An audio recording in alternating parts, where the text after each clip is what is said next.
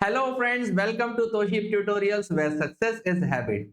दोस्तों, अगर आपने आर्किटेक्चर या फिर इंजीनियरिंग के फुल टाइम रेगुलर कोर्स में एडमिशन लिया है, चाहे फर्स्ट ईयर में हो या फिर डायरेक्ट सेकेंड ईयर हो, डिप्लोमा लेवल हो, डिग्री लेवल या फिर मास्टर्स लेवल में, गवर्नमेंट कॉलेज में हो, गवर्नमेंट एडेड में हो या फिर प्राइवेट अनएडेड इंस्टीट्यूशन में हो, जिस प्राइवेट अनएडेड इंस्टीट्यूशन में डीटीई अप्रूव्ड और एआईसीटीई अप्रूव्ड कोर्सेज चलाए जा रहे हैं, तो दोस्तों आप भी शायद किसी ना किसी स्कॉलरशिप स्कीम का महाराष्ट्र गवर्नमेंट ने प्रिस्क्राइब करे हुए किसी भी एक फैसिलिटी का फायदा जरूर उठा सकते हैं। हम बात कर रहे हैं महा डीबीटी पोर्टल के बारे में। डीबीटी का मतलब है डायरेक्ट बेनिफिट ट्रांसफर। इस वेबसाइट के ऊपर गवर्नमेंट की तरफ से बहुत सारे स्कॉलरशिप स्कीम्स पब्लिश करे हैं। उसमें से कुछ कोर्सेज जो प्रोफेशनल हैं उनके लिए भी गवर्नमेंट की स्कीम दी हुई है। अगर आप किसी कास्ट कैटेगरी को बिलोंग करते हो या फिर जनरल कैटेगरी से भी हो, हर एक के लिए कोई ना कोई स्कॉलरशिप की सुविधा यहाँ पर आपको मिल सकती है। अगर आपको हमारा वीडियो ये एंड तक देखने पर पसंद आता है, इंफॉर्मेटिव लगता है, तो जरूर लाइक करके हमारे चैनल को सब्सक्राइब करिए। तोशिब ट्यूटोरियल ऐप को गूगल प्ले स्टोर और एप्पल ऐप स्टोर से डाउनलोड करके इंस्टॉल कर लीजिए। वहां पर आपको मिलता है आपके कोर्स से रिलेटेड सभी सब्जेक्ट्स का रेडीमेड स्टडी कंटेंट। और साथ ही साथ में दोस्तों, अगर आपको अपने स्कॉलरशिप स्कीम का एप्लीकेशन प्रोसेस बहुत ही आसानी के पार करना है, तो उसके लिए आप हमारे दिए गए मोबाइल नंबर पर व्हाट्सएप मैसेज करिए। जो भी आपकी क्वेरी होगी उसको आप हमसे वहां पर पूछिए। और साथ ही साथ में एप्लीकेशन के ऊपर स्कॉलरशिप गाइडेंस एंड असिस्टेंस का जो आपको लिंक दिया जाएगा, कोर्स दिया जाएगा, उसमें एनरोल हो जाइए। तो चलिए अब हम शुरू करते हैं दोस्तों। ये इस वीडियो सीरीज का तीसरा पार्ट है, तीसरा वीडियो हम लोग लॉन्च करने जा रहे हैं। वेबसाइट का नाम है mahadbt.maharashtra.gov.in। इस वेबसाइट पर आप कौन से कोर्स के लिए एलिजिबल हो, ये यहाँ पर आप ढूंढ सकते हैं। इस तरह का उस पर यूजर इंटरफेस दिखाई देता है। दोस्तों, आज हम बात करने जा रहे हैं scholarship scheme for VJNT and DT students. Department का नाम है VJNT OBC and SBC welfare department. Scholarship scheme का नाम है tuition fees and examination fees to VJNT students. कौन कौन इसमें अप्लाई कर सकते हैं? सभी वीजे कैटेगरी यानी विमुक्त जाति कैटेगरी के कैंडिडेट्स, डीटी यानी डी नोटिफाइड ट्राइब्स वाले कैंडिडेट्स जो एबीसीडी ए कैटेगरी के जो आते हैं, एनटी यानी नोमैडिक ट्राइब्स भटकिया जमाती इस कैटेगरी के जो कैंडिडेट्स हैं, जो बी सी और डी कैटेगरी में प्रिस्क्राइब करे जाते हैं, वो स्टूडेंट्स इस स्कॉलरशिप स्कीम के लिए अप्लाई कर सकते हैं। इसमें बेनिफिट क्या मिलेगा? सबसे पहले 100% of tuition examination and other fees. College में आपने एडमिशन लिया है, प्राइवेट कॉलेजेस की दोस्तों फीस बहुत ज्यादा रहती है, लेकिन अगर वो एफिलिएटेड टू गवर्नमेंट रिकॉग्नाइज्ड है, तो दोस्तों ऐसे कॉलेजेस का पूरा पूरा फीस आपका क्या हो जाता है? माफ हो सकता है। उसके लिए एलिजिबिलिटी क्या है पता करना है हमको। सबसे पहले कैंडिडेट जो है वो वीजे एनटी डीटी एबीसीडी जो भी कैटेगरी है उसमें वो बिलोंग करना चाहिए, उसके पास उसका सर्टिफिकेट रेडी होना चाहिए। दोस्तों, पेरेंट्स के इनकम का नए जीआर के हिसाब से अभी लिमिट हटा दिया गया है। पहले वार्षिक उत्पन्न 8 लाख किंवा त्यापेक्षा कमी ऐसा दिया गया था।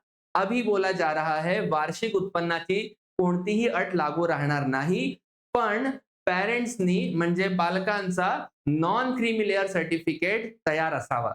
नॉन क्रीमी लेयर का मतलब ये होता है, चाहे आपका इनकम कितना ही ज्यादा क्यों नहीं हो, आप सोसाइटी के हाई प्रोफाइल हाई स्टेटस लोगों के अंदर नहीं आते हो, ऊंचे दर्जे वाले लोग में नहीं आते हो, ये बात का प्रूफ देता है आपका नॉन क्रीमी लेयर। तो नॉन क्रीमी लेयर का सर्टिफिकेट अगर बना हुआ है दोस्तों, तो भी आप स्कॉलरशिप स्कीम के लिए अप्लाई कर सकते हैं। इनकम की कोई लिमिट अभी नहीं है। बाकी एडमिशन स्टूडेंट का गवर्नमेंट अप्रूव्ड प्रोफेशनल कोर्स में होना चाहिए, चाहे डिप्लोमा लेवल हो, डिग्री हो या फिर मास्टर्स लेवल रहेगा, चलेगा।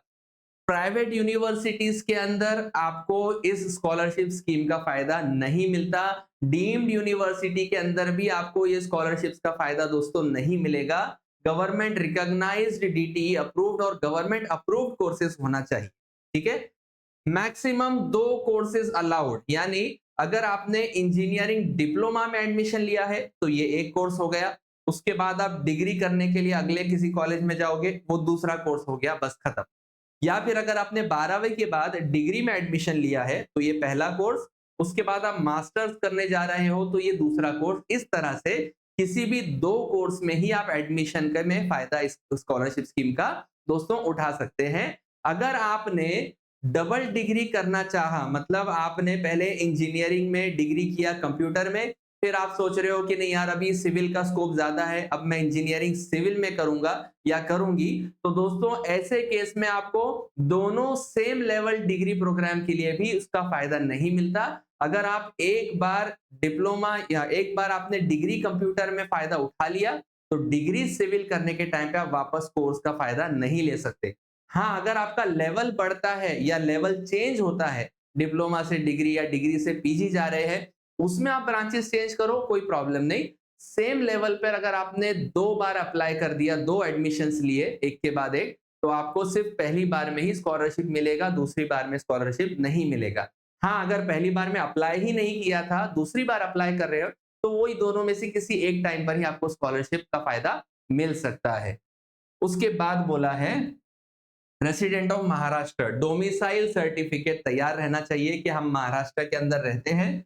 एडमिशन थ्रू कैप ओनली, कभी कभी हम ऐसा करते हैं कि हमारे जो पसंद की ब्रांच है वो नहीं मिलने की वजह से हम लोग एडमिशन के लिए इंस्टीट्यूट कोटा, मैनेजमेंट कोटा में भी अप्लाई कर देते हैं। लाखों रुपए भर देते हैं या हजारों रुपए हम भर देते हैं डोनेशन के, और उसके बाद में रोते फिरते कि अरे स्कॉलरशिप का कुछ फायदा मिलेगा कि नहीं मिलेगा, इतना सारा पैसा लग गया पढ़ाई के अंदर। तो दोस्तों गवर्नमेंट ने क्लियर नोटिफिकेशन दिया है, एडमिशन कैप प्रोसेस से ही होना चाहिए, तभी आपको वीजेएनटी कैटेगरी के स्कॉलरशिप का फायदा उठाने मिलेगा।